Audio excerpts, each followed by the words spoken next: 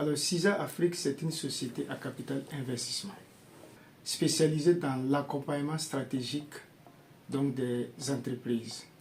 Et nous accompagnons 5 types d'entreprises en fonction donc, de leur stade de vie. Et il y a d'abord les entreprises, les porteurs d'abord d'idées, voilà, qui ne sont pas des entreprises, mais c'est des individus qui portent des idées. Il y a deuxièmement les personnes qui sont sur le point de créer, de formaliser donc la société. Il y a troisièmement les sociétés qui sont à un stade plus ou moins donc de maturité, en quête donc de performance. Il y a quatrièmement les sociétés qui ont atteint un certain niveau donc de maturité, voilà.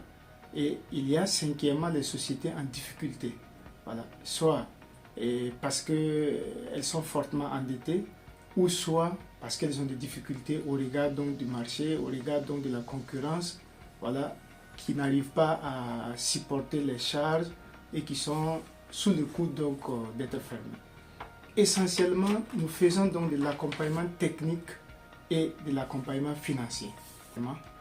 Mais nous ne faisons pas du crédit, nous ne faisons pas donc de subventions, et nous faisons donc du capital investissement, c'est-à-dire nous prenons donc des participations donc dans ces sociétés, et c'est des participations minoritaires pour intégrer les organes donc de gouvernance ou de gestion donc de la société pendant au moins 3 à 7 ans maximum, et nous quittons la société en revendant nos parts et l'entreprise peut continuer sans nous.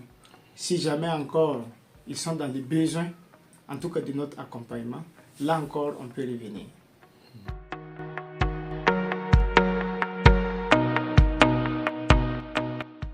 Alors, il faut dire que nous avons une méthode d'accompagnement qui est organisée en 5 étapes.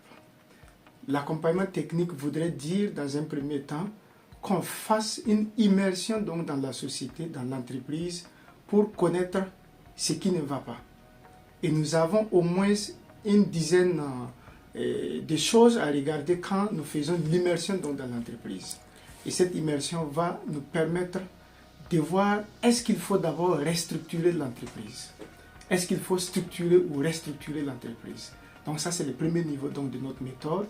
Et après la restructuration, alors les besoins financiers qui seront exprimés, alors nous travaillons à travers des levées donc, de fonds à répondre à ces besoins donc, de financement.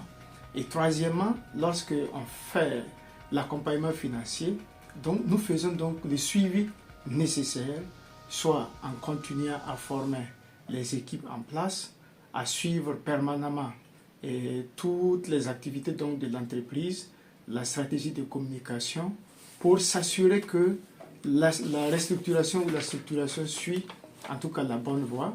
Et la quatrième des choses, dès lors que le suivi est entamé, alors nous regardons maintenant les réseautages.